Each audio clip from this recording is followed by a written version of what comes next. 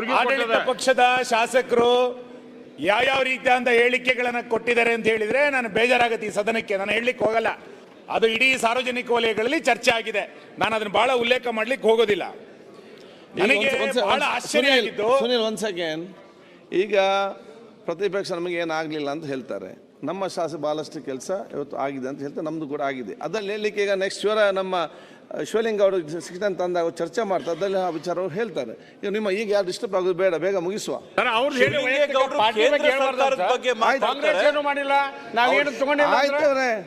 ಆಯ್ತು, ನೀವು ಮತ್ತೆ ಮಾತಾಡಿ, ನಿಮ್ಗೆ ಅವಕಾಶ ಮಾತಾಡಿ. ಯಾರು ಏನ್ ಮಾತಾಡಿ ಮತ್ತೆ ನೀವು ಮಾತಾಡಿ.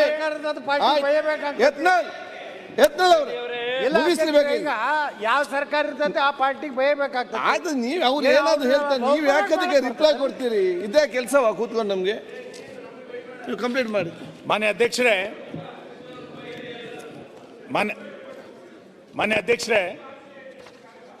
ನನಗೆ ಮಾತಾಡಬೇಡಿ. ಬಹುಶಃ ಇಲ್ಲಿ ಕೂತಿರೋಂತ ತುಂಬಾ ಜನ ಸೀನಿಯರ್ಸ್ ಇದ್ದಾರೆ. ಅಜಯ್ ಸಿಂಗ್ ಅಲ್ಲಿ ತುಂಬಾ ಚೇರ್ ಕಾಲಿದೆ, ಕೂತ್ಕೊಳ್ಳಿ. PWD ನಲ್ಲಿ ಈ ವರ್ಷ ಒಂದು ಅವಾಂತರ ಮಾಡ್ಕೊಂಡಿರೋದು 4,000 ಕೋಟಿಯನ್ನ ಅಪೆಂಡಿಕ್ಸ್ ಸಿ ನಲ್ಲಿ ಕೆಲಸ ತಗೊಳ್ಬೇಕು ಅಂತೇಳಿ ಎಲ್ಲ ಶಾಸಕರುಗಳ ಹತ್ರ ಪಟ್ಟಿ ತೆಗೆದುಕೊಂಡಿದ್ದಾರೆ. ಬಹಳ ಆಶ್ಚರ್ಯ, ಮೊದಲನೇ ಬಾರಿ ಕರ್ನಾಟಕದಲ್ಲಿ ನಬಾರ್ಡ್ ಯೋಜನೆಗೆ 700 ಕೋಟಿ ರೂಪಾಯಿಯನ್ನ ಸರ್ಕಾರ ತೆಗೆದುಕೊಳ್ಳುತ್ತೆ.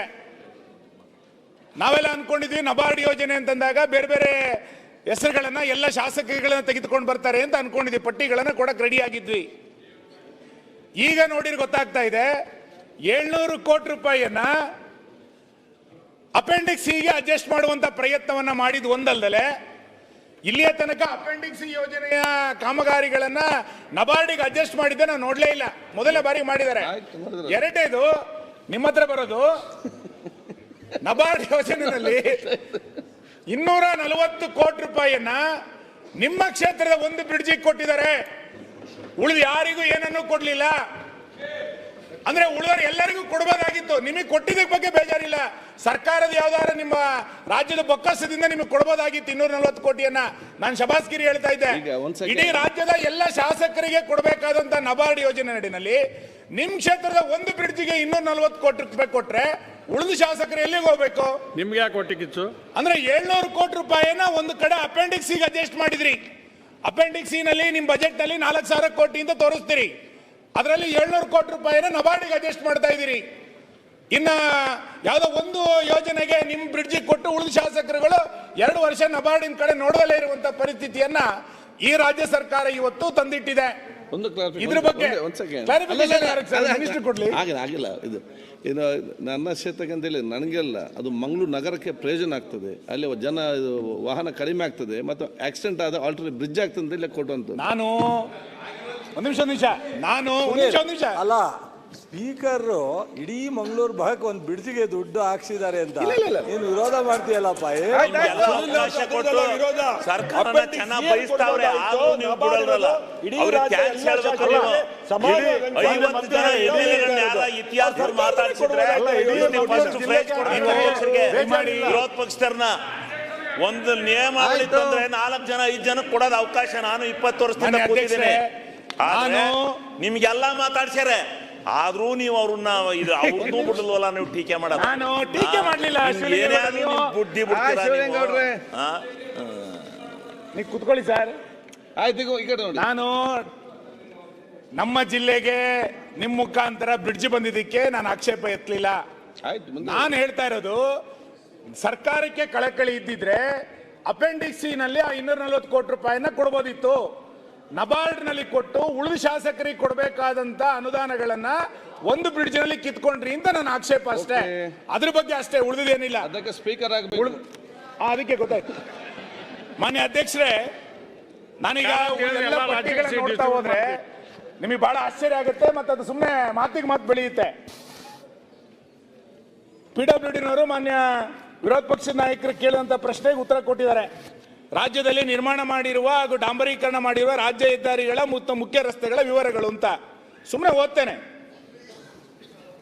ಹುಬ್ಬಳ್ಳಿ ನಿರ್ಮಾಣ ಮಾಡಿರುವಂತಹ ರಸ್ತೆಗಳು 00, ಬಳಕೆಗೆ ಯೋಗ್ಯ ಆಗಿರುವ ರಸ್ತೆಗಳು 00, ನಿರ್ಮಾಣ ಮಾಡಿರುವ ಹುದ್ದೆ 00, ನವಲ್ಗುಂದ 00, ಗದಗ್ 00, ಮುಂಡರಗಿ 00, ನರಗುಂದ 00, ಹಾವೇರಿ 00, ಹಿರೇಕೆರೂರು 00. ಎಷ್ಟು 0 ಹೋಗ್ಲಿ ಸರ್ ನಾನು? ಯಾವ ತಾಲೂಕುಗಳಲ್ಲೂ ಕೂಡ ಹೊಸ ರಸ್ತೆ ನಿರ್ಮಾಣ ಮಾಡುವಂತ ಪ್ರಯತ್ನವನ್ನ ಈ ಸರ್ಕಾರ ಮಾಡಲೇ ಇಲ್ಲ ಅನ್ನುವಂಥದ್ದು ನಮ್ಮ ಆಕ್ಷೇಪಣೆ ಇರುವಂತದ್ದು. ಹಾಗಾಗಿ ಬಜೆಟ್ ನಲ್ಲಿ ಒಂದು ಗುಟುಕು ನೀರು ಕೊಡು ಅಂತೇಳಿ ಏನು ಮುಖ್ಯಮಂತ್ರಿಗಳು ಉಲ್ಲೇಖ ಮಾಡಿದ್ರು. ನಾವೀಗೆಲ್ಲ ಶಾಸಕರು ಕೇಳ್ತಾ ಇರೋದು, ದಯಮಾಡಿ ಈ ಸರ್ಕಾರ ಈ ಮುಖ್ಯಮಂತ್ರಿ ಇರಬೇಕಾದ್ರೆ ನಮಗೆ ಅನುದಾನ ಕೊಡ್ತಿರೋ ಅಥವಾ ನವೆಂಬರ್ ನಂತರ ಬರುವಂತ ಮುಖ್ಯಮಂತ್ರಿಯಿಂದ ಅನುದಾನ ಕೊಡ್ತಿರೋ ಅನ್ನುವಂಥದ್ದನ್ನಾದ್ರೂ ಕೂಡ ನಾವು ಮಾಡಬೇಕು. ನವೆಂಬರ್ ಕ್ರಾಂತಿಯ ನಂತರ ಈಗಲೇ ಕೊಡ್ತಿರೋ ಅಂತ ನಮಗೆ ಹೇಳಿದ್ರೆ ನಮ್ಗೆ ಸ್ವಲ್ಪ ಸುಲಭ ಆಗ್ತದೆ ಚರ್ಚೆ ಮಾಡ್ಲಿಕ್ಕೆ.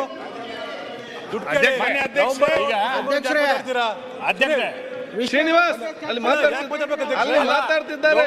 ಸಚಿವರಿಗೆ ದುಡ್ಡು ಕೊಟ್ಟಾರ 0-0 ಅಂದ್ರಲ್ಲ, ಟೆಂಡರ್ ಕರೆದು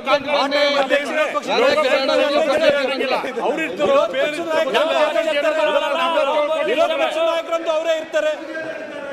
ಯಾರೇ ಇರ್ಲಿ, ನೀವಂತೂ ಅಲ್ಲೇ ಇರ್ತೀರಲ್ಲ. ಓಕೆ, ನಿಮ್ ಪಾರ್ಟಿ ಅಂತೂ ಅಪೋಸಿಷನ್ ಮಾಡಿ. ಏನಾದ್ರು ವಿರೋಧ ಪಕ್ಷ ನಾಯಕರಲ್ಲಿ ಬದಲಾವಣೆ ಇದೆಯಾ? ಅದು ಇಲ್ಲ. ವಿರೋಧ ಪಕ್ಷದ ಅಧ್ಯಕ್ಷ ಯಾರಿದ್ರೆ ಏನು? ಅಶೋಕ್ ವಿರೋಧ ಪಕ್ಷ ನಾಯಕರಾಗಿರ್ತಾರೆ ಅಲ್ವಾ ಸರ್? ಅಲ್ಲ, ಮಿನಿಸ್ಟ್ರಿ ಕೂರಿಸ್ಬೇಕಲ್ಲ.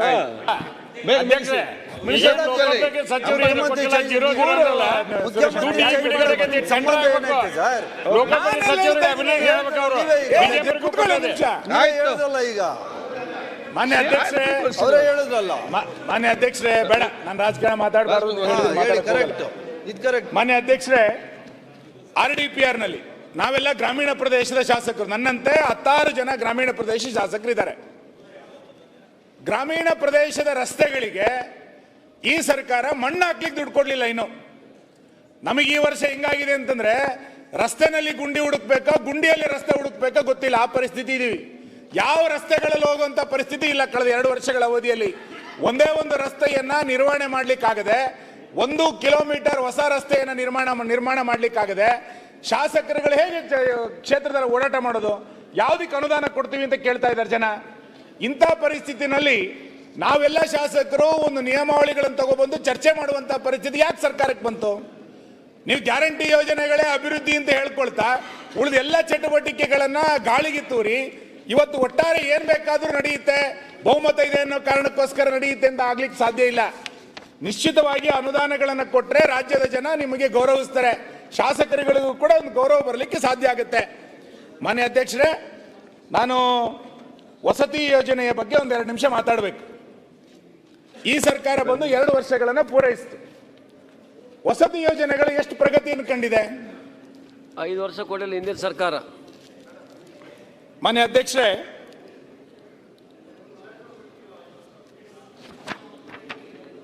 ಹಿಂದಿನ ಸರ್ಕಾರದಲ್ಲಿ ಒಂದು ಮನೆ ಕೊಟ್ಟಿಲ್ಲ.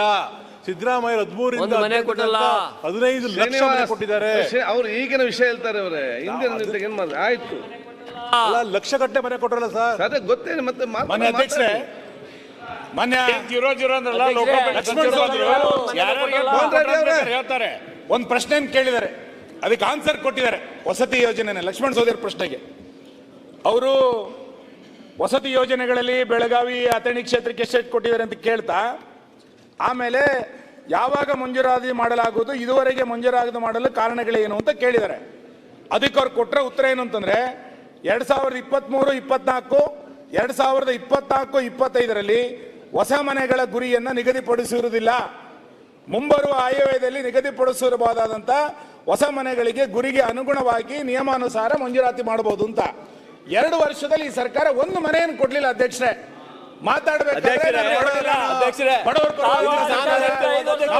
ಸಮಾಜವನ್ನು ನಿರ್ಮಾಣ ಮಾಡ್ತೇವೆ, ನಿಮ್ಮ ಕೊರೋನಾ 2 ವರ್ಷದಲ್ಲಿ ಒಂದು ಮನೆಯನ್ನು ಸರ್ಕಾರ ಕೊಡಲಿಲ್ಲ. ಲಕ್ಷ್ಮಣ್ ಸವದಿ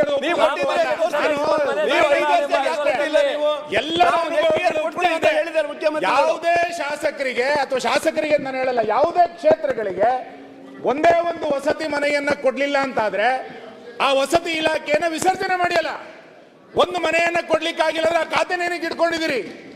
ನಾನು ಬಹಳ ಗಂಭೀರವಾಗಿ ಹೇಳೋದು, ಆ ವಸತಿ ಖಾತೆಯನ್ನ ಮನೆ ಕೊಡೋದಕ್ಕೆ ಯೋಚನೆ ಮಾಡದಲೆ ಆ ಸಚಿವಾಲಯದಲ್ಲಿ ಇನ್ಯಾವುದೋ ರಸ್ತೆಗಳಿಗೆ ಇನ್ಯಾವುದಕ್ಕೋ ದುಡ್ಡು ಕೊಡ್ತಾ ಅದರಲ್ಲಿ ಎಷ್ಟು ಅವ್ಯವಹಾರಗಳು ನಡೀತಾ ಇದೆ ಎನ್ನುವಂಥದ್ದನ್ನ ನನ್ನ ಬಾಯಿಂದ ಹೇಳಿಸ್ಬೇಡಿ ನೀವು.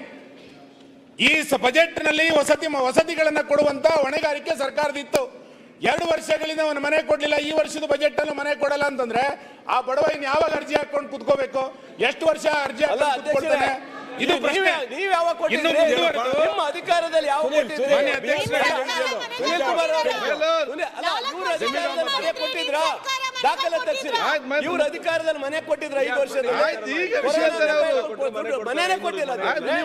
ಈಗ ಮಾತಾಡ್ಬೋದು. ಏನ್ ಮಾನ್ಯ ಅಧ್ಯಕ್ಷರೇ, ವಸತಿ ಇಲಾಖೆಯ ಬಗ್ಗೆ ಅಲ್ಲಿ ಭ್ರಷ್ಟಾಚಾರ ಆಗಿದೆಯೋ ಅಥವಾ ಬಹಳ ಒಳ್ಳೇದು ನಡೀತಾ ಇದೆಯೋ ಅಂತೇಳಿ ಬಿಜೆಪಿ ಶಾಸಕರು ಹೇಳುವಂತ ಅಗತ್ಯ ಇಲ್ಲ. ಕಾಂಗ್ರೆಸ್ ಶಾಸಕರೇ ಹೆಂಗೆ ಹೇಳಿದ್ದಾರೆ ಅಂತ ಗೊತ್ತಿದೆ.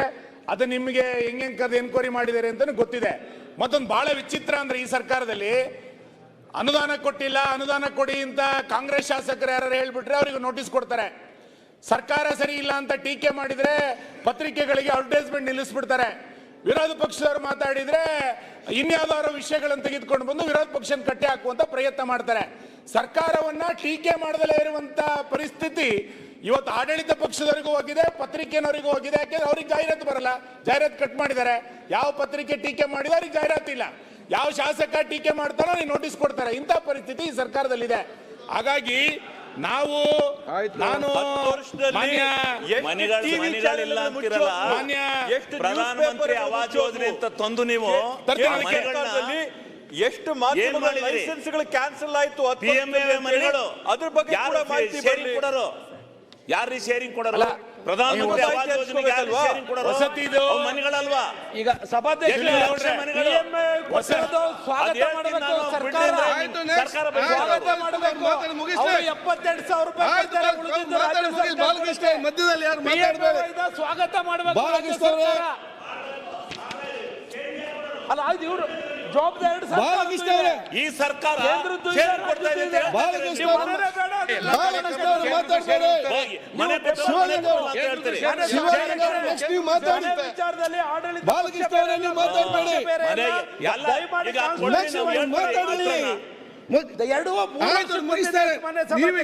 ಮಾತಾಡಬೇಡಿ. ಅಲ್ಲ, ನಾನು ಅದನ್ನ ಇಲ್ಲ, ಮನೆಯಲ್ಲಿದ್ದೀನಿ, ನಾನು ಬರ್ತೀನಿ. ಅಲ್ಲ ಸರಿ, ನೀವೀಗ ಮನೆಯ ಬಗ್ಗೆ ಡೀಟೇಲ್ಸ್ ಹೋಗೋಣ ಅಂದ್ರೆ ಶಿವಲಿಂಗೇಗೌಡರು ಹೇಳ್ಬೇಕು. ನಾನು ಚರ್ಚೆ ಮಾಡುವ. ಮಾನ್ಯ ಅಧ್ಯಕ್ಷರೇ, ಬರೀ ದೋಷ ಮಾಡೋದ ಚರ್ಚೆ. ಮಾನ್ಯ ಅಧ್ಯಕ್ಷರೇ, ನೀವು ನಿಗಮ ಮಂಡಳಿಗಳ ವಿಷಯಕ್ಕೆ ಬರ್ತೇನೆ. ನಾನು ನಿಗಮ ಮಂಡಳಿಗಳ ವಿಷಯಕ್ಕೆ, ಈ ಸರ್ಕಾರದಲ್ಲಿ ನಿಗಮ ಮಂಡಳಿಗಳಿಗೆ ಎಷ್ಟೆಷ್ಟು ಅನುದಾನಗಳನ್ನು ಕೊಟ್ಟಿದ್ದಾರೆ ಅಂತ, ಯಾವ ನಿಗಮ ಮಂಡಳಿಗಳಿಗೆ ನ್ಯಾಯ ಕೊಟ್ಟಿದೆ ಹೇಳಿ ಈ ಸರ್ಕಾರ? ಅಂಬೇಡ್ಕರ್ ಅಭಿವೃದ್ಧಿ ನಿಗಮ 2022-23 ಬಿಜೆಪಿಯ ಕಾಲದಲ್ಲಿ 60 ಕೋಟಿ, 24-25 ಈ ಸರ್ಕಾರ ಬಂದ ನಂತರ 40 ಕೋಟಿ, ಈ ವರ್ಷ 50 ಕೋಟಿ.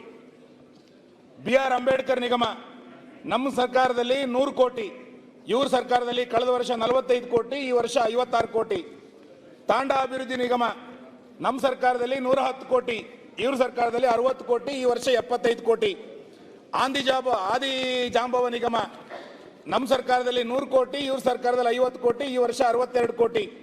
ಒಟ್ಟು ನಿಗಮಗಳ ಪರಿಶಿಷ್ಟ ಜಾತಿ ಕಲ್ಯಾಣದಲ್ಲಿ ಎಲ್ಲ ನಿಗಮಗಳ ಮುಖಾಂತರ ನಮ್ಮ ಸರ್ಕಾರದಲ್ಲಿ 1280 ಕೋಟಿ ಕೊಟ್ಟಿದ್ರೆ, ಇವ್ರ ಸರ್ಕಾರದಲ್ಲಿ 1115 ಕೋಟಿ ರೂಪಾಯಿಯನ್ನ ಮಾತ್ರ ನಿಗಮ ಮಂಡಳಿಗಳಿಗೆ ಕೊಟ್ಟಿರೋದು. ಎಲ್ಲ ನಿಗಮಗಳ ಅನುದಾನವನ್ನ ಬಹಳ ದೊಡ್ಡ ಪ್ರಮಾಣದಲ್ಲಿ ಈ ಸರ್ಕಾರ ಕಟ್ ಮಾಡಿಬಿಟ್ಟಿದೆ. ಯಾವುದರಲ್ಲೂ ಕೂಡ ಅನುದಾನ ಕೊಡ್ಲಿಕ್ಕೆ ಈ ಸರ್ಕಾರದಲ್ಲಿ ತಯಾರಿಲ್ಲ. ಅಭಿವೃದ್ಧಿಯ ಬಗ್ಗೆ ಯೋಚನೆಯನ್ನೇ ಮಾಡದಲೇ ಇರುವಂತ ಒಂದು ಅಭಿವೃದ್ಧಿ ವಿರೋಧಿಯಾದಂತ ಸರ್ಕಾರ ಇದು. ಮಾನ್ಯ ಅಧ್ಯಕ್ಷರೇ, ಮಾತಾಡಬೇಕಾದ್ರೆ ವರದಿಗಳಲ್ಲಿ ಬುಕ್ ಅಡ್ಜಸ್ಟ್ಮೆಂಟ್ಗಳಲ್ಲಿ ಬಹಳ ದೊಡ್ಡದನ್ನು ಹೇಳ್ಬೋದು. ನಮ್ದು ಹಾಗಾಗಿದೆ ಹೀಗಾಗಿದೆ ಅಂತ ಹೇಳ್ತಾರೆ. ಬುಕ್ ಅಡ್ಜಸ್ಟ್ಮೆಂಟ್ ಚೆನ್ನಾಗಿ ಮಾಡ್ತಾರೆ, ಏನು ತೊಂದರೆ ಇಲ್ಲ. ಆದರೆ ಸರ್ಕಾರದ ನಿಯಮಗಳು, ಸರ್ಕಾರದ ಸುತ್ತೋಲೆಗಳು, ಸರ್ಕಾರದ ಅಧಿಕಾರಿಗಳು ಬೇರೆ ಬೇರೆ ರೀತಿಯಾದಂಥ ಕಾನೂನುಗಳನ್ನು ತರ್ತಾ ಎಷ್ಟು ದೊಡ್ಡ ಪ್ರಮಾಣದಲ್ಲಿ ಕಲ್ಯಾಣ ಕರ್ನಾಟಕದಲ್ಲಿ ಜನ ಗುಳೆ ಹೋಗ್ತಾ ಇದ್ದಾರೆ. ಕರಾವಳಿ ಕರ್ನಾಟಕದಲ್ಲಿ ಕೆಂಪು ಕಲ್ಲು, ಮರಳು, 9/11 ಸಮಸ್ಯೆ, ಈ ಎಲ್ಲ ಸಮಸ್ಯೆಗಳ ಕಾರಣಕ್ಕೆ ಕೂಲಿ ಕಾರ್ಮಿಕರು ಎಷ್ಟು ಜನ ಕೂಲಿ ಕಳ್ಕೊಂಡಿದ್ದಾರೆ. ಯಾರಿಗೂ ಕೆಲಸ ಇಲ್ಲದೆ ಇರುವಂತಹ ಪರಿಸ್ಥಿತಿ ಇವತ್ತು ಇಡೀ ಕರ್ನಾಟಕ ರಾಜ್ಯದಲ್ಲಿ ನಿರ್ಮಾಣ ಆಗಿದೆ. ಕೂಲಿ ಕಾರ್ಮಿಕ ಕೂಲಿ ಕಳ್ಕೊಂಡಿದ್ದಾನೆ ಅಂತಂದ್ರೆ ಅವನಿಗೆ ದುಡಿಲಿಕ್ಕೆ ಆಗ್ತಾ ಇಲ್ಲ ಅಂತ ಅರ್ಥ. ಈ ದುಡಿಲಿಕ್ಕೆ ಸರ್ಕಾರ ಇಲ್ಲ ಒಂದು ಕಡೆ ಅವಕಾಶ ಮಾಡಿಕೊಡ್ತಾ ಇಲ್ಲ ಅಂತ ಅರ್ಥ. ಇದನ್ನ ಯಾಕೆ ಸರ್ಕಾರ ಇವತ್ತು ಅರ್ಥ ಮಾಡ್ಕೊಳ್ತಾ ಇಲ್ಲ? ಇದನ್ನ ಇವತ್ತು ಯೋಚನೆ ಮಾಡಬೇಕಾದಂತ ಅಗತ್ಯತೆ ಇದೆ ಅಂತ ನಾನು ಅನ್ಕೊಳ್ತೇನೆ. ಇನ್ನು ಬಜೆಟ್ನಲ್ಲಿ ಸತೀಶನ ಬಜೆಟ್ನಲ್ಲಿ ಈ ಬಜೆಟ್ ಅಲ್ಲ, ಕಳೆದ ಬಜೆಟ್ನಲ್ಲಿ ಸರ್ಕಾರ ಹೇಳಿತ್ತು ನಾವು ಕರ್ನಾಟಕದಲ್ಲಿರುವಂತಹ ಕೆಪಿಎಸ್ಸಿ ಶಾಲೆಗಳನ್ನ ಹೊಸ ಶಾಲೆಗಳನ್ನ ತೆಗೆದುಕೊಂಡು ಬರ್ತೇವೆ ಮತ್ತು ಕೆಪಿಎಸ್ಸಿ ಶಾಲೆಗಳನ್ನ ಬಹಳ ದೊಡ್ಡ ಪ್ರಮಾಣದಲ್ಲಿ ಅಭಿವೃದ್ಧಿ ಮಾಡ್ತೇವೆ ಅಂತ. ಒಂದೊಂದು ತಾಲೂಕಿನಗಳಿಂದ 5 ಕೆಪಿಎಸ್ಸಿ ಶಾಲೆಗಳನ್ನ ಗುರುತು ಮಾಡ್ತು ಸರ್ಕಾರ. ನಾನು ಬಹಳ ನಿರೀಕ್ಷೆ ಮಾಡಿದ್ದೆ, ಕೆಪಿಎಸ್ಸಿ ಶಾಲೆಗಳಿಗೆ 5 ಕೋಟಿ ರೂಪಾಯಿ ಕೊಡ್ತಾರೆ, ಒಂದೊಂದು ಗ್ರಾಮಗಳಿಗೆ ಒಂದೊಂದು ಒಳ್ಳೆಯ ಸರ್ಕಾರಿ ಶಾಲೆಗಳಾಗುತ್ತೆ ಅಂತ. 2 ವರ್ಷ ಆಯ್ತಲ್ಲ ಮಾನ್ಯ ಅಧ್ಯಕ್ಷರೇ, ಯಾವ ಕೆಪಿಎಸ್ಸಿ ಶಾಲೆಗಳಿಗೆ ದುಡ್ಡು ಕೊಟ್ಟಿದ್ದಾರೆ ಅಂತ ಹೇಳಿ. ಮೊನ್ನೆ ಸರ್ಕಾರ ಹೇಳುತ್ತೆ ಸರ್ಕಾರ ಅನುದಾನ ಕೊಡಲಂತ ಕೆಪಿಎಸ್ಸಿ ಶಾಲೆಗೆ, ಯಾವುದೋ CSR ಫಂಡ್ಗಳನ್ನು ಅದಕ್ಕೆ ಜೋಡಿಸುವಂತ ಪ್ರಯತ್ನವನ್ನು ಮಾಡ್ತೀವಿ ಅಂತೇಳಿ ಇನ್ಯಾವುದೋ ಕಂಪನಿಗಳ ಮೇಲೆ ಎತ್ತಾಕುವಂತ ಪ್ರಯತ್ನವನ್ನ ಕೆಪಿಎಸ್ಸಿ ಶಾಲೆಗಳ ಬಗ್ಗೆ ಮಾಡುತ್ತೆ. ಸರ್ಕಾರಕ್ಕೆ ಇಚ್ಛಾಶಕ್ತಿ ಇದ್ದಿದ್ರೆ ಸರ್ಕಾರಿ ಶಾಲೆಗಳನ್ನ ಮೇಲೆತ್ತಬೇಕು ಅಂತ ಯೋಚನೆ ಮಾಡಿದ್ರೆ ಕೆಪಿಎಸ್ಸಿ ಶಾಲೆಗಳನ್ನ ದೊಡ್ಡ ಪ್ರಮಾಣದಲ್ಲಿ ಮೇಲೆತ್ತುವಂತ ಕೆಲಸವನ್ನು ಮಾಡಬಹುದಾಗಿತ್ತು. ಇದರ ನಡುವೆ ಅಜೀಂ ಪ್ರೇಮ್ಜಿ ಸಂಸ್ಥೆನವರು ಮೊಟ್ಟೆ ಕೊಡ್ತಾ ಇದ್ರು. ಅವ್ರ ಆಶೆ ಇದ್ದಿದ್ದು 6 ದಿನಗಳ ಕಾಲ ಮೊಟ್ಟೆ ಕೊಡಬೇಕು ಅಂತೇಳಿ. ಸರ್ಕಾರ ಅದನ್ನು ಸರ್ವೆ ಮಾಡಲಿಲ್ಲ. ಅವರ ಸಂಸ್ಥೆನವರೇ ಸರ್ವೆ ಮಾಡಿ ಅವ್ರು ಇವತ್ತು ಸರ್ಕಾರಕ್ಕೆ ಕೊಟ್ಟಿದ್ದಾರೆ. ನಾವು ಕೊಡ್ತಾ ಇರುವಂತಹ ಮೊಟ್ಟೆಯ ನಿರ್ವಹಣೆ ಸರಿ ಇಲ್ದಲೆ ಪ್ರತಿ 6 ದಿನಗಳಲ್ಲಿ ಮೊಟ್ಟೆ ಹೋಗ್ತಾ ಇಲ್ಲ. ಸರ್ಕಾರಿ ಶಾಲೆಗಳಲ್ಲಿ ಕೇವಲ 3 ದಿನ ಮಾತ್ರ ಮೊಟ್ಟೆ ಹೋಗ್ತಾ ಇದೆ. ನಾವು ಕೊಡ್ತಾ ಇರುವಂತ ಅನುದಾನ ಎಲ್ಲೋ ಒಂದು ಕಡೆ ವ್ಯತ್ಯಾಸ ಆಗ್ತಾ ಇದೆ ಅಂತೇಳಿ ಅವ್ರು ಇವತ್ತು ಸರ್ಕಾರಕ್ಕೆ ಪತ್ರ ಬರೆದಿದ್ದಾರೆ. ಯಾರೋ ಒಬ್ಬ ದಾನದ ಮುಖಾಂತರ CSR ಮುಖಾಂತರ ಸರ್ಕಾರಿ ಶಾಲೆಗಳ ಮಕ್ಕಳಿಗೆ ಮೊಟ್ಟೆ ಕೊಡ್ಲಿಕ್ಕೆ ಹೊರಟಾಗ್ಲೂ ಕೂಡ ಸರ್ಕಾರ ಅದನ್ನ ನಿರ್ವಹಣೆ ಮಾಡೋದ್ರಲ್ಲಿ ವಿಫಲ ಆಗಿದೆ ಅಂತಂದ್ರೆ ಈ ಸರ್ಕಾರಕ್ಕೆ ಆದ್ಯತೆ ಯಾವುದು? ಸರ್ಕಾರಿ ಶಾಲೆಗಳಿಗೆ ಕಟ್ಟಡ ಕೊಡಲ್ಲ, ಶಿಕ್ಷಕರ ನೇಮಕಾತಿ ಮಾಡಲ್ಲ, ಹೊಸ ಮಕ್ಕಳು ಶಾಲೆಗಳಿಗೆ ಬರ್ಲಿಕ್ಕೆ ಬೇಕಾದಂತ ಆಕರ್ಷಣೀಯವಾದಂತ ವ್ಯವಸ್ಥೆಗಳಿಲ್ಲ. ಇನ್ಯಾರೋ ಕೊಟ್ಟಂತ ಮೊಟ್ಟೆಯನ್ನ ನಿರ್ವಹಣೆ ಮಾಡ್ಲಿಕ್ಕೆ ಈ ಸರ್ಕಾರಕ್ಕೆ ಆಗಲ್ಲ ಅಂತಂದ್ರೆ ಈ ಸರ್ಕಾರವನ್ನ ಯಾವ ರೀತಿ ನಾನು ಟೀಕೆ ಮಾಡಬೇಕು ಮಾನ್ಯ ಅಧ್ಯಕ್ಷರೇ? ಇನ್ನು ರೈತರ ಆತ್ಮಹತ್ಯೆ ಕುರಿತಂತೆ ತುಂಬಾ ಜನ ಉಲ್ಲೇಖ ಮಾಡಿದ್ರೆ ನಾನು ಹೇಳಿಕ್ಕೆ ಹೋಗಲ್ಲ, ಹಾಗೆ ಉಲ್ಲೇಖ ಮಾಡಿದ್ದಾರೆ. ಈ ಸರ್ಕಾರದಲ್ಲಿ ಸರ್ಕಾರಿ ನೌಕರರು ಹೆಂಗ್ ಆತ್ಮಹತ್ಯೆ ಮಾಡ್ಕೊಳ್ತಾ ಇದ್ದಾರೆ ಅಂತ ಮೊನ್ನೆ KSRTC ನವರು ಅವ್ರ ಬೇಡಿಕೆಗಳನ್ನ ಇಟ್ಕೊಂಡು ಹೋರಾಟ ಮಾಡಿದಾಗ ಎಸ್ಮಾ ಜಾರಿ ಮಾಡ್ಲಿಕ್ಕೆ ಹೊರಡ್ತೀರಿ. ಆ KSRTC ನವರು 8 ಜನ ಇವತ್ತು KSRTC ನೌಕರರು ಇವತ್ತು ಆತ್ಮಹತ್ಯೆ ಮಾಡ್ಕೊಂಡಿದ್ದಾರೆ. ಈ ಸರ್ಕಾರ ನೌಕರರ ಪರವಾಗಿ ನಿಲ್ಲಬೇಕು, ಜನರ ಪರವಾಗಿ ನಿಲ್ಲಬೇಕು. ಇಷ್ಟು ದೊಡ್ಡ ಪ್ರಮಾಣದಲ್ಲಿ ಸರ್ಕಾರಿ ಇಲಾಖೆ ಅಧಿಕಾರಿಗಳು ಸರ್ಕಾರದ ವ್ಯವಸ್ಥೆಯ ಧೋರಣೆಯನ್ನ ಖಂಡಿಸಿ ಬೇಸತ್ತಿ ಆತ್ಮಹತ್ಯೆ ಮಾಡ್ಕೊಳ್ತಾ ಇದ್ರು ಕೂಡ 3ನೇ ಮಾಡಿನಲ್ಲಿರೋರಿಗೆ ಇದು ಕೇಳಿಸಲ್ಲ ಅಂತಂದ್ರೆ ಇನ್ಯಾರ ಹತ್ರ ಸರ್ಕಾರಿ ನೌಕರಿ ಇವತ್ತು ಪ್ರಶ್ನೆಯನ್ನು ಮಾಡಬೇಕು? ಇದನ್ನ ಇವತ್ತು ಅರ್ಥ ಮಾಡ್ಕೊಳ್ಬೇಕು. ನನಗೆ ಬಹಳ ಆಶ್ಚರ್ಯ ಆಗಿದ್ದು, ನಮ್ಮೆಲ್ಲ ಶಾಸಕರು ನಿನ್ನೆಯಿಂದ ಇವತ್ತು ಕಳೆದ 1 ವಾರದಲ್ಲಿ ಬರ್ತಾ ಇರುವಂತ ಮಳೆ, ಬೆಳೆ ಹಾನಿಗೆ ಅಥವಾ ಪ್ರಾಕೃತಿಕ ವಿಕೋಪಕ್ಕೆ ಸರ್ಕಾರ ಬಹಳ ದೊಡ್ಡ ಪ್ರಮಾಣದಲ್ಲಿ ಸ್ಪಂದನವನ್ನ ಮಾಡುತ್ತೆ ಅಂತ ನಿರೀಕ್ಷೆ ಮಾಡ್ತಾ ಇದ್ವಿ. ನೀವು ನಮ್ಮ ಕರಾವಳಿ ಜಿಲ್ಲೆಯಿಂದ ಬಂದಿರೋರು, ಮಲೆನಾಡಲ್ಲಿ ಕರಾವಳಿಯಲ್ಲಿ ಈ ವರ್ಷ ಬಿದ್ದಷ್ಟು ಮಳೆಯನ್ನ ನಾವು 20 ವರ್ಷದಿಂದ ನೋಡ್ಲೇ ಇಲ್ಲ. ಇಲ್ಲಿಯ ತನಕ ಪರಿಹಾರಕ್ಕೆ ಬೇಕಾದಂತ ಒಂದು ಮಾರ್ಗೋಪಾಯದ ಕೆಲಸವನ್ನ ಈ ಸರ್ಕಾರ ಮಾಡಲಿಲ್ಲ. ಈ ಸರ್ಕಾರಕ್ಕೆ ಆದ್ಯತೆ ಅಂತ ಅನ್ನಿಸ್ಲೇ ಇಲ್ಲ. ಒಂದೇ 1 ರೂಪಾಯಿಯನ್ನ ಪ್ರಾಕೃತಿಕ ವಿಕೋಪಕ್ಕೋಸ್ಕರ ಕಳೆದ ವರ್ಷ ಅನುದಾನ ಕೊಡ್ಲಿಲ್ಲ, ಈ ವರ್ಷನೂ ಕೊಡ್ಲಿಲ್ಲ. ಸರ್ಕಾರದ ಆದ್ಯತೆ ಹೆಂಗಿದೆ ಅಂತ ಕೇಳಿದ್ರೆ ನೀವು ಪೂರಕ ಅಂದಾಜು ಬಜೆಟ್ ನಲ್ಲಿ ತಗೊಬಂದಿರಿ, ನನ್ನ ಪೇಜ್ ಓದ್ಲಿಕ್ಕೆ ಹೋಗಲ್ಲ. ವಯನಾಡಿನಲ್ಲಿ ಭೂಕುಸಿತ ಆದಾಗ 10 ಕೋಟಿ ರೂಪಾಯಿಯನ್ನ ಕೊಡ್ಲಿಕ್ಕೆ ನಾಡಿ ಮಿಡಿತ ಇರುವಂತ ಸರ್ಕಾರಕ್ಕೆ ಕರಾವಳಿನಲ್ಲಿ ಮಲೆನಾಡಿನಲ್ಲಿ ಪ್ರಾಕೃತಿಕ ವಿಕೋಪ ಆದಾಗ ಯಾಕೆ ಸ್ಪಂದಿಸಬೇಕು ಅಂತ ಅನ್ಸಲ್ಲ? ವಯನಾಡಿಗಿರುವಂತ ಮಿಡಿತ ಕರಾವಳಿಯ ಬಗ್ಗೆ ಮಲೆನಾಡಿನ ಬಗ್ಗೆ ಯಾಕೆ ಸರ್ಕಾರಕ್ಕಿಲ್ಲ? ಇದು ಇವತ್ತು ಪ್ರಶ್ನೆಯನ್ನು ಮಾಡಬೇಕಾಗಿರುವಂತದ್ದು ಅನಿವಾರ್ಯ ಇದೆ ಅಂತ ನಾನು ಅನ್ಕೊಳ್ತೇನೆ. ಹಾಗಾಗಿ ನಾನು ಮಾನ್ಯ ಅಧ್ಯಕ್ಷರೇ, ನಾನು ವಿನಂತಿ ಮಾಡೋದು, ಒಂದು ಸರ್ಕಾರ ಅಂತಂದಾಗ ಎಲ್ಲ ವಿಧಾನಸಭಾ ಕ್ಷೇತ್ರಗಳನ್ನ ಸರಿಯಾಗಿ ನೋಡಬೇಕು. ನಾವಿಲ್ಲಿ ನಂಜುಂಡಪ್ಪ ಅವರ ವರದಿಯ ಬಗ್ಗೆ ಚರ್ಚೆ ಮಾಡ್ತೀವಿ. ನಂಜುಂಡಪ್ಪ ವರದಿ ಯಾಕೆ ಚರ್ಚೆ ಮಾಡ್ತೀವಿ ಅಂತಂದ್ರೆ ಯಾವುದೋ ಕೆಲವು ತಾಲೂಕುಗಳ ಅಭಿವೃದ್ಧಿಯನ್ನೇ ಕಾಣಲಿಲ್ಲ ಅನ್ನುವ ಕಾರಣಕ್ಕೋಸ್ಕರ ಇವತ್ತಿನ ತನಕವೂ ಕೂಡ ನಂಜುಂಡಪ್ಪ ವರದಿಯ ಬಗ್ಗೆ ಚರ್ಚೆಯನ್ನು ಮಾಡ್ತೀವಿ. ನೀವು ಈಗ ಅನುದಾನಗಳನ್ನ ಕೊಡೋದ್ರಲ್ಲಿ ತಾರತಮ್ಯನ ಮಾಡಿದ್ರೆ ಮತ್ತೆ ಮುಂದಿನ 10 ವರ್ಷದಲ್ಲಿ ಇನ್ನೊಂದು 50-60 ಕ್ಷೇತ್ರಗಳು ಹಿಂದುಳಿದು ಬಿಡುತ್ತೆ. ನಾವು ವಿರೋಧ ಪಕ್ಷದವರು ಟೀಕೆ ಮಾಡ್ತೀವಿ ಅಂತ ನೀವು ಹೇಳಿದ್ರೆ CA ರಿಪೋರ್ಟ್ ಈ ಸರ್ಕಾರದ ಆರ್ಥಿಕ ಸ್ಥಿತಿಯನ್ನ, ಈ ಸರ್ಕಾರದ ದೂರದೃಷ್ಟಿಯ ಯೋಚನೆಗಳನ್ನ ಎಳೆ ಎಳೆಯಾಗಿ ಬಿಡಿಸಿದ್ದಾರೆ. ನಾನು ಅದನ್ನ 2 ಪ್ಯಾರ ಓದ್ತೇನೆ ಅಷ್ಟೇ. ಮಾನ್ಯ ಅಧ್ಯಕ್ಷರೇ, 2023-24ನೇ ಸಾಲಿನಲ್ಲಿ ರಾಜ್ಯದ ಸ್ವೀಕೃತಿಯು ಕಳೆದ ವರ್ಷಕ್ಕಿಂತ ಶೇಕಡ 1.86 ಬೆಳೆದರೆ ಅದರ ಖರ್ಚು 12.54 ಹೆಚ್ಚಾಗಿದೆ. ವೆಚ್ಚದ ಬೆಳವಣಿಗೆಯು ಮುಖ್ಯವಾಗಿ ಖಾತರಿ ಯೋಜನೆಗಳಿಂದಾಗಿತ್ತು. ಇದು 9,271 ಕೋಟಿ ರಾಜಸ್ವದ ಕೊರತೆಯಾಗಿದೆ ಅಂತ ಹೇಳ್ತಾ ಅವರು ಮುಂದೆ ಹೇಳ್ತಾರೆ, 2019ರ ಆರ್ಥಿಕ ಕುಸಿತದಿಂದ ಚೇತರಿಸಿಕೊಂಡ ನಂತರ ಈಗ 9,021 ಕೋಟಿ ರಾಜಸ್ವ ಕೊರತೆಯನ್ನ ಎದುರಿಸ್ತಾ ಇದೆ ಅಂತೇಳಿ CAG ರಿಪೋರ್ಟ್ನಲ್ಲಿ ಹೇಳ್ತಾರೆ. ಮಾನ್ಯ ಅಧ್ಯಕ್ಷರು ಅವರು ಮುಂದುವರೆದು ಹೇಳ್ತಾರೆ, ಹುಕ್ಕೇರಿ ಡಾಕ್ಟರ್ ಲಮಾಣಿ ಅವರು ಮುಂದುವರೆದು ಏನ್ ಹೇಳ್ತಾರೆ ಅಂತ ಕೇಳಿದ್ರೆ, ಬರ್ಮಗೌಡ ಭಟ್, ಖಾತರಿ ಯೋಜನೆಗಳು ಮತ್ತು ಅದರಿಂದ ಉಂಟಾಗುವ ಕೊರತೆಗಳನ್ನು ನೀಗಿಸಲು ರಾಜ್ಯವು 63,000 ಕೋಟಿ ನಿವ್ವಳ ಮಾರುಕಟ್ಟೆ ಸಾಲವನ್ನು ಪಡೆದುಕೊಂಡಿತು. ಇದು ಕಳೆದ ವರ್ಷದ ನಿವ್ವಳ ಸಾಲಗಳಿಗಿಂತ 37,000 ಕೋಟಿ ಹೆಚ್ಚಾಗಿದೆ. ಇದು ಮುಂದಿನ ದಿನಗಳಲ್ಲಿ ಮರುಪಾವತಿ ಹೊರೆಯನ್ನು ಹೆಚ್ಚಿಸುವುದಲ್ಲದೆ ರಾಜ್ಯದ ಬಡ್ಡಿ ಹೊರೆಯನ್ನು ಅಗಾಧವಾಗಿ ಹೆಚ್ಚಿಸುತ್ತದೆ. 14 ಬಜೆಟ್ ಅನ್ನು ಮಂಡಿಸಿದಂತ ಮುಖ್ಯಮಂತ್ರಿಗಳ ರಾಜ್ಯ ಸರ್ಕಾರದ ಯೋಜನೆಯ ಬಗ್ಗೆ CAGನವರು ಹೇಳಿರುವಂಥದ್ದು, ಇಂದಿನ ವರ್ಷಕ್ಕೆ ಹೋಲಿಸಿದರೆ ರಾಜ್ಯವು ಮೂಲ ಸೌಕರ್ಯಕ್ಕಾಗಿ ಬಂಡವಾಳ ವೆಚ್ಚವನ್ನು, ಇದು ಬಹಳ ಇಂಪಾರ್ಟೆಂಟ್, ನಾವೆಲ್ಲರೂ ಕೂಡ ಕೇಳ್ತಾ ಇರೋದು ಇದನ್ನೇ ಅಶೋಕ್, ಇಂದಿನ ವರ್ಷಕ್ಕೆ ಹೋಲಿಸಿದರೆ ರಾಜ್ಯವು ಮೂಲ ಸೌಕರ್ಯಕ್ಕಾಗಿ ಬಂಡವಾಳ ವೆಚ್ಚವನ್ನು ಸುಮಾರು 5,229 ಕೋಟಿಗಳಷ್ಟು ಕಡಿಮೆ ಮಾಡಿದೆ. ಇದು ಹಿಂದಿನ ವರ್ಷಕ್ಕೆ ಹೋಲಿಸಿದರೆ ಅಪೂರ್ಣ ಯೋಜನೆಗಳ ವೆಚ್ಚಗಳ ಮೇಲೆ ಶೇಕಡ 68ರಷ್ಟು ಪರಿಣಾಮ ಬೀರುತ್ತದೆ. ಭವಿಷ್ಯದ ಬಗ್ಗೆ ಹೇಳ್ತಾ ಇರೋದವರು, ಒಟ್ಟು ಬಂಡವಾಳ ರಚನೆಯ ಈ ಸಂಕೋಚನವು ಭವಿಷ್ಯದ ಬೆಳವಣಿಗೆಯ ನಿರೀಕ್ಷೆಗಳಿಗೆ ಹಾನಿಕಾರಕವೆಂದು ಸಾಬೀತುಪಡುತ್ತದೆ. ಅವ್ರು ಹೇಳ್ತಾ ಇನ್ನು ಮುಂದುವರೆದು ಹೇಳ್ತಾರೆ, ಅಸ್ತಿತ್ವದಲ್ಲಿರುವ ಸಹಾಯಧನಗಳು, ಹಣಕಾಸು ನೆರವು ಅಥವಾ ಪ್ರಯೋಜನಗಳನ್ನು ತರ್ಕಬದ್ಧಗೊಳಿಸದೆ 5 ಖಾತರಿ ಯೋಜನೆಗಳ ಅನುಷ್ಠಾನವು ರಾಜ್ಯದ ಸಂಪನ್ಮೂಲಗಳ ಮೇಲೆ ಒತ್ತಡವನ್ನು ಉಂಟು ಮಾಡುತ್ತದೆ ಮತ್ತು ಈಗಾಗಲೇ ಚರ್ಚಿಸಿದಂತೆ ಹಣಕಾಸಿನ ಕೊರತೆ ಮತ್ತು ಸಾಲದ ಮಟ್ಟದ ಮೇಲೆ ಪ್ರಭಾವ ಬೀರುತ್ತದೆ ಅಂತೇಳಿ CAG ರಿಪೋರ್ಟ್ ಈ ಸರ್ಕಾರದ ಬಗ್ಗೆ ಬಹಳ ಸುಂದರವಾಗಿ ಉಲ್ಲೇಖವನ್ನು ಮಾಡಿದೆ. ಮಾನ್ಯ ಅಧ್ಯಕ್ಷರೇ, ಒಂದು ರಾಜ್ಯ ಸರ್ಕಾರ ಯಾವುದಕ್ಕೆ ಆದ್ಯತೆಗಳನ್ನು ಕೊಡಬೇಕು ಅಂತೇಳಿ ಅರ್ಥ ಮಾಡ್ಕೊಳ್ಳದೆ ಏಕಾಏಕಿಯಾಗಿ ಯೋಜನೆಗಳನ್ನು ರೂಪಿಸ್ಕೊಳ್ತಾ ದೂರದೃಷ್ಟಿಯಾದಂಥ ಕಲ್ಪನೆಗಳಿಲ್ಲದೆ ಅನುದಾನಗಳನ್ನು ಕೊಡದೆ ರಾಜ್ಯದ ಅಭಿವೃದ್ಧಿ ಎಷ್ಟು ದೊಡ್ಡ ಪ್ರಮಾಣದಲ್ಲಿ ಹಿಂದೆ ಉಳಿದಿದೆ ಎನ್ನುವಂಥದ್ದು CAG ರಿಪೋರ್ಟ್ನಲ್ಲೇ ಉಲ್ಲೇಖ ಮಾಡಿದ್ದಾರೆ. ಮಾನ್ಯ ಅಧ್ಯಕ್ಷರೇ, ನಾನು ಈ ಸರ್ಕಾರವನ್ನ ಇಲ್ಲಗಳ ಸರ್ಕಾರ ಅಂತ ಕರೀತೇನೆ. ಯಾಕೆ ಅಂತಂದ್ರೆ ಕಳೆದ 2 ವರ್ಷಗಳ ಅವಧಿಯಲ್ಲಿ ಯಾವುದೇ ಶಾಸಕರುಗಳಿಗೆ ರಸ್ತೆ ಇಲ್ಲ, ಸೇತುವೆ ಇಲ್ಲ, ಹೊಸ ಅಂಗನವಾಡಿ ಇಲ್ಲ, ಹೊಸ ಶಾಲಾ ಕೊಠಡಿ ಇಲ್ಲ, ಡ್ಯಾಮ್ಗಳಿಲ್ಲ, ನೀರಾವರಿ ಇಲ್ಲ, ಯಾವುದೂ ಇಲ್ಲ. ಆಗ ಈ ಸರ್ಕಾರವನ್ನ ಇಲ್ಲಗಳ ಸರ್ಕಾರ ಅಂತ ಹೇಳುವಂಥದ್ದೇ ಬಹಳ ಸೂಕ್ತ ಅಂತ ನಾನು ಅನ್ಕೊಳ್ತೇನೆ.